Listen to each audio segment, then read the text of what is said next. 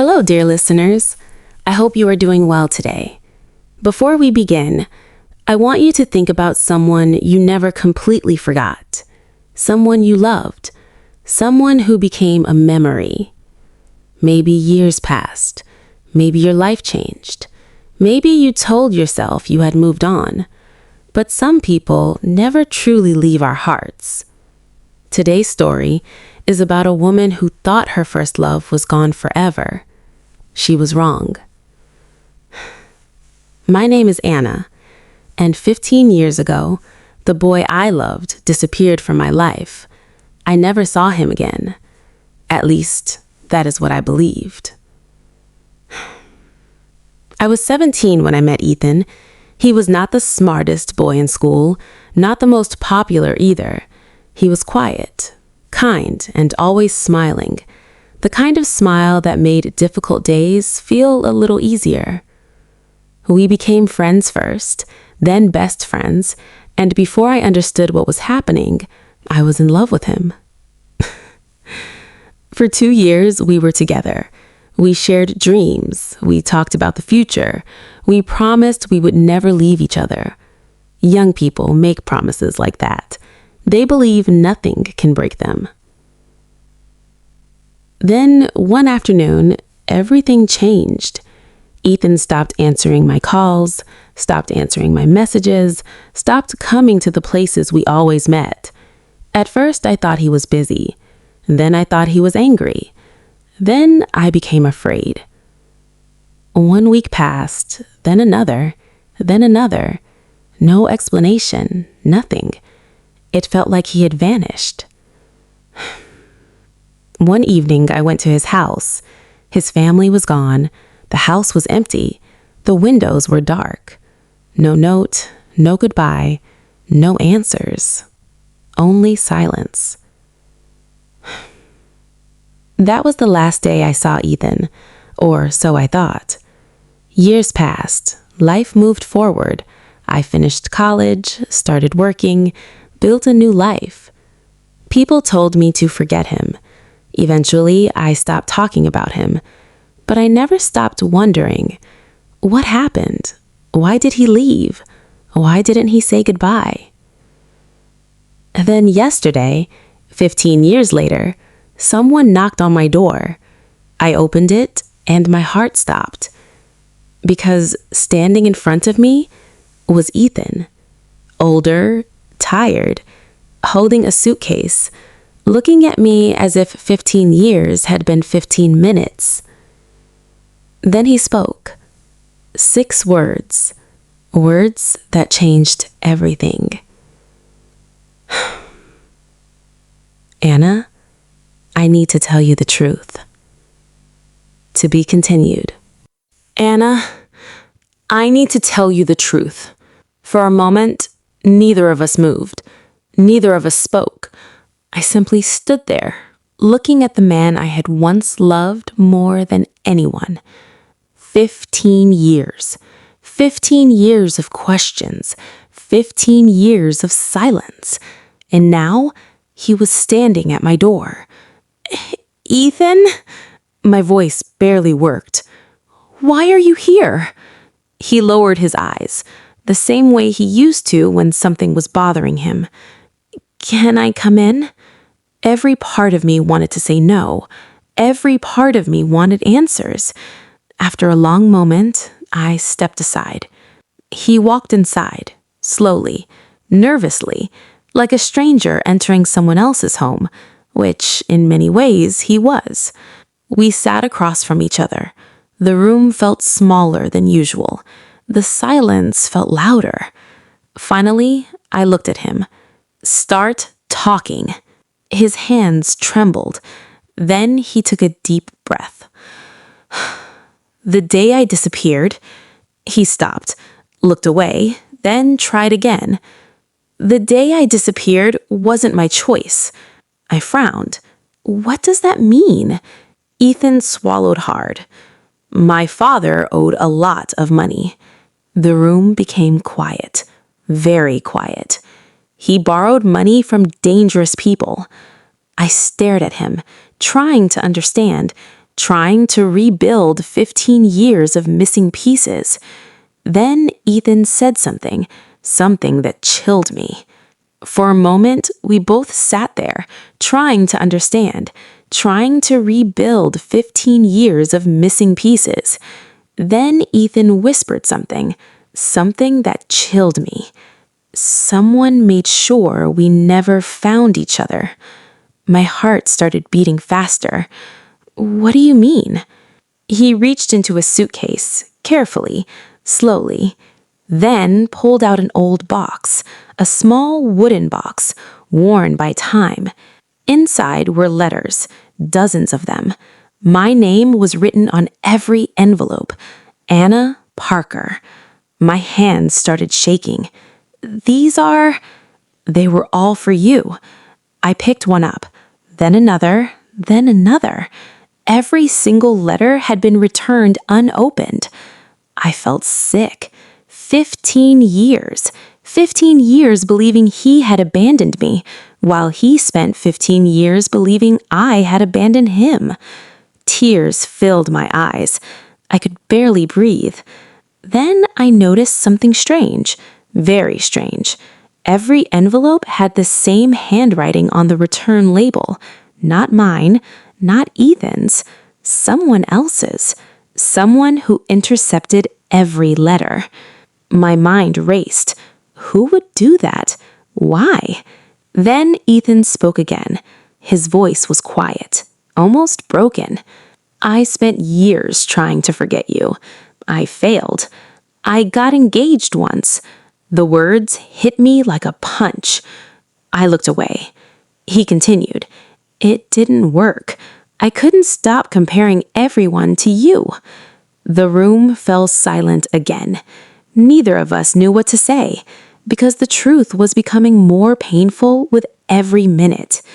Then Ethan looked directly at me for the first time since arriving, and what he said next changed everything.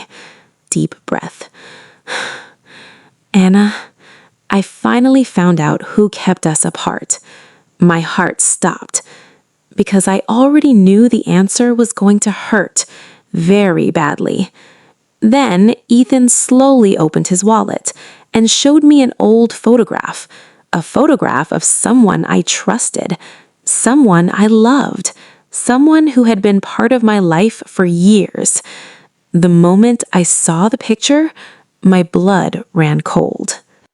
The moment I saw the picture, my blood ran cold. I knew that face. I knew it very well. It was Rachel, my best friend. The same Rachel who had comforted me after Ethan disappeared. The same Rachel who had listened to me cry. The same Rachel who had spent years telling me to move on. No, I whispered. This can't be true. Ethan looked away. Painfully. I didn't want to believe it either. My hands were shaking. Rachel had been my friend for more than 20 years. She was like family. How could she be connected to this? Ethan opened the box again. Then he handed me another envelope. Inside was a letter. Not one he had written, one Rachel had written. The date was 15 years old. My eyes moved slowly across the page. Then I saw the words that broke my heart. I love Ethan. I know he loves Anna, but I can't stop hoping he will choose me.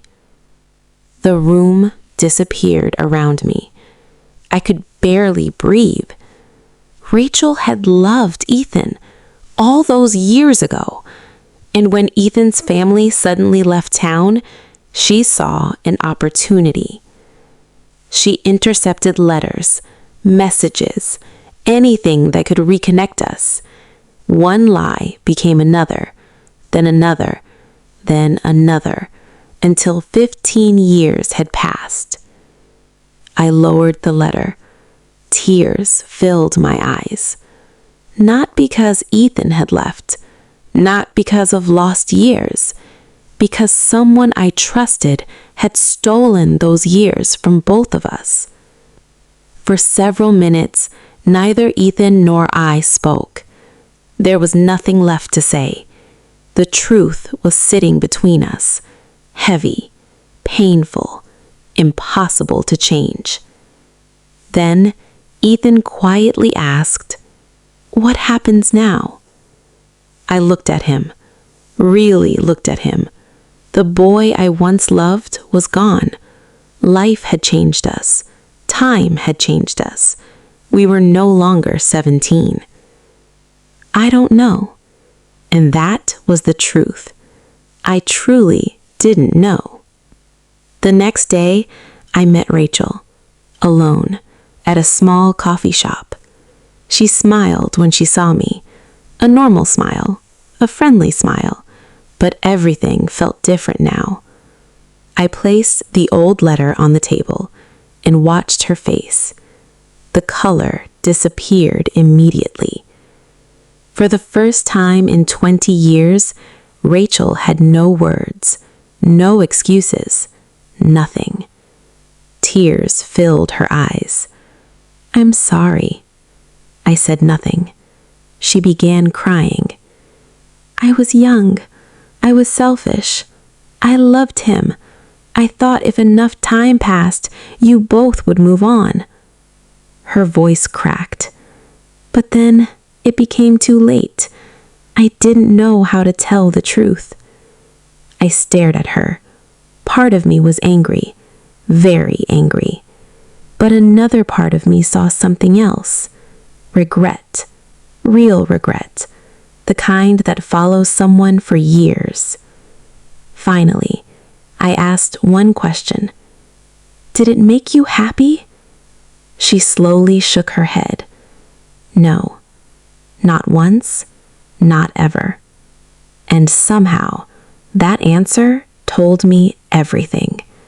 A lie might win for a moment, but it never brings peace. Never. When I left the coffee shop, I felt lighter.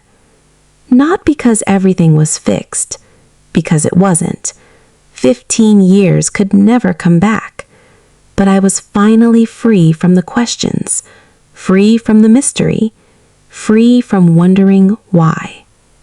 Over the next few months, Ethan and I talked often.